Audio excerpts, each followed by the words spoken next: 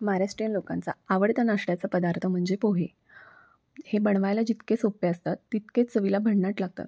पोहे भिजवताना ते नेहमी चाळणीमध्ये भिजवायचे, म्हणजे ते योग्य प्रमाणात भिजतात, ना जास्त गिजगे होतात ना जास्त ड्राय पडतात.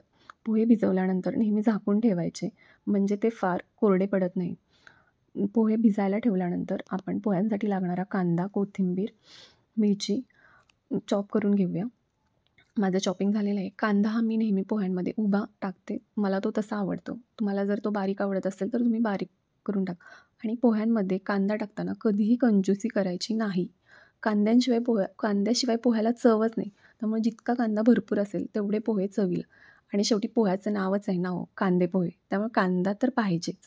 कढई चांगली तापल्यानंतर त्यामध्ये जिरे, मोहरी आणि कढीपत्ता टाकून घ्यायचा. कढीपत्ता नसेल तर पोह्यामध्ये काहीतरी कमी वाटते, म्हणजे नाही का, सुणं असल्यासारखं. त्यामुळे कढीपत्ता पाहिजेच. आणि शेंगदाणेसुद्धा कच्चे टाकायचे. तेल चांगलं कडक असताना त्यामध्ये टाकायचे, म्हणजे ते तसे भाजले पाहिजेत. आधीच भाजलेले शेंगदाणे पोह्यामध्ये चांगले लागत नाही. कांदा टाकून तो थोडासा ट्रान्सलुसंट झाला की मग आपले भिजवलेले पोहे बघायचे. बघा आपले पोहे किती छान भिजलेत, अगदी मोकळे झालेत आणि मऊ. असे पोहे तुम्ही दिवसभर टिफिनमधून घेऊन गेला तरी ते दिवसभर मऊच राहतात.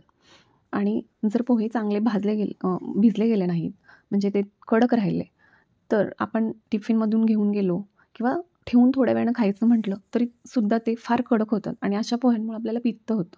तर पोहे हे नेहमी मऊ असे लुसलुशीत आणि मोकळेच झाले पाहिजे. त्यामुळे पोहे भिजवताना फार काळजी घ्यायची. पोह्यांची पूर्ण टेस्टच त्या भिजवण्यावर अवलंबून आहे म्हटलं तरी चालेल.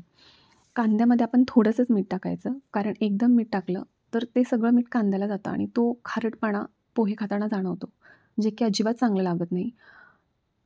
पोहे टाकल्यानंतर सर्व मिश्रण एकत्र करून आपण चांगलं परतून घ्यायचं आणि वरून पसरून थोडं करून मीठ टाकायचं, म्हणजे सर्व मीठ पोह्यांना व्यवस्थित लागतं आणि त्याची पूर्ण चव एन्हान्स होते. वरून खूप सारी कोथिंबीर टाकायची आणि परतायचं.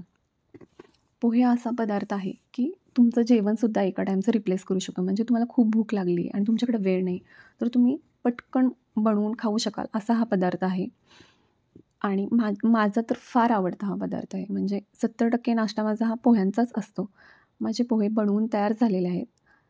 आणि पोहे बनवून कधीही ठेवायचे नाही, ते गरम असतानाच खायचे. थेट कढईमधून प्लेटमध्ये आणि प्लेटमधून पोटात गेले पाहिजे, कारण ठेवलेले पोहे काय जास्त चवीला चांगले लागत नाही. आणि पोहे खाताना नेहमी सोबत लिंबाची फोड घ्यायची, त्यामुळे पोह्यांमधले जे आयर्न असतं ते छान ॲब्झॉर्ब होतं. आणि आपले पोहे आता छान असे तयार झालेले आहेत. तुम्हाला कोणता पदार्थ नाश्त्यासाठी आवडतो हे मला नक्की सांगा. Bye bye.